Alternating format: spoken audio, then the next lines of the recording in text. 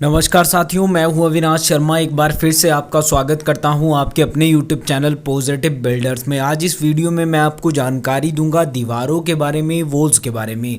देखिए, जब भी आप अपना घर बनाते हैं, किसी बिल्डिंग की कोई कंस्ट्रक्शन करते हैं, तो आपको हमेशा ध्यान रखना है दीवारों की मोटाई जो है वो कितनी होनी चाहिए। बाहर की दीवारों का साइज़ जो है उनकी मोटाई कितनी होनी चाहिए, अंदर की जो दीवारें हैं उनका साइज़ क्या होना चाहिए, उनकी मोटाई कितनी होनी चाहिए, उसके बारे में आपको मैं इस वीडियो में डिटेल में आपको जानकारी दूंगा।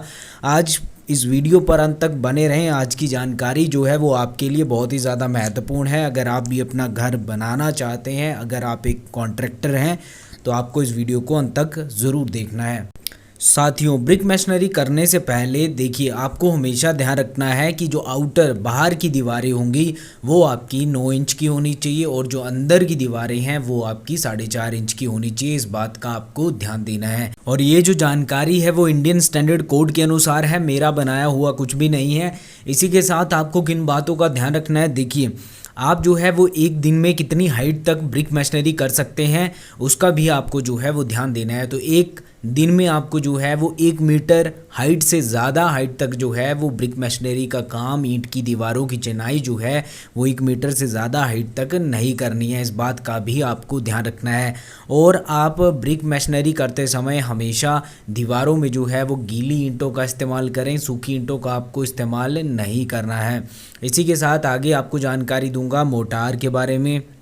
जो आपकी 9 इंच की दीवार है उसमें मोटार की रेशियो जो है वो 1:6 होनी चाहिए और जो 4 इंच की दीवार है उसमें मोटार की रेशियो जो है वो 1:5 होनी चाहिए।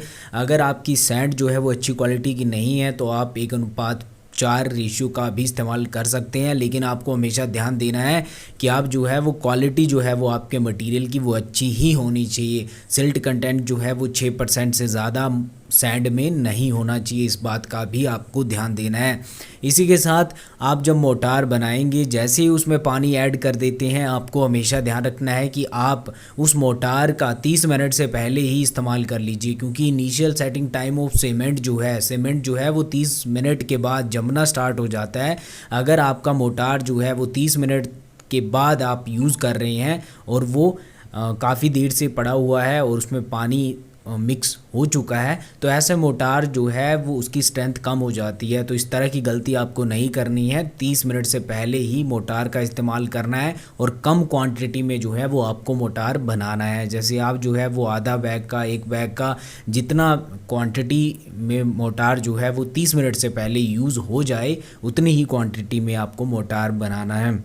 अगर पानी की बात करें तो देखिए, आपका जो पानी है जो आप मोटार में यूज़ कर रहे हैं, जिससे आप क्योरिंग कर रहे हैं, वो पीने योग्य होना चाहिए। ड्रिंकिंग वाटर जो है वो आपका कंस्ट्रक्शन में यूज़ होना चाहिए। अगर उसमें जो है वो इम्प्योरिटीज़ होंगी या फिर सॉल्ट कंटेंट होगा, उसकी वजह से जो है वो आपकी ब्रिक वॉल में एफ्लोरेंसेस जैसी समस्या आ सकती हैं। तो इस बात का भी आपको ध्यान देना है। देखिए, आपने देखा होगा कुछ समय के बाद जो है वो दीवारों में सफ़ेद चादर जैसी जो है सतह पर दिखती है। तो साथियों, इस तरह के डिफेक्ट से अपने घर को, अपनी दीवारों को बचाना है तो आप जो है वो पानी जो है वो ड्रिंकिंग वाटर यूज़ करें। पीने योग्य पानी का ही कंस्ट्रक्शन में यूज़ आपको करना चाहिए। इसी के साथ अब मैं जानकारी दूंगा आपको क्योरिंग के बारे में। देखिए, जैसे ही आप ब्रिक मैसनरी का काम, ईंट की दीवार का काम जो है वो पूरा कर लेते हैं, उसके बाद आपको जो है वो अपने दीवारों की तराई करनी होती है, क्योरिंग करनी होती है। तो क्योरिंग जो है वो आप किस तरह से करेंगे, देखिए, आपको जो है वो एक दिन में 3 बार अपने दीवारों की क्योरिंग करनी है। स्प्रिंकलिंग मेथड से आप जो है वो क्योरिंग कर सकते हैं।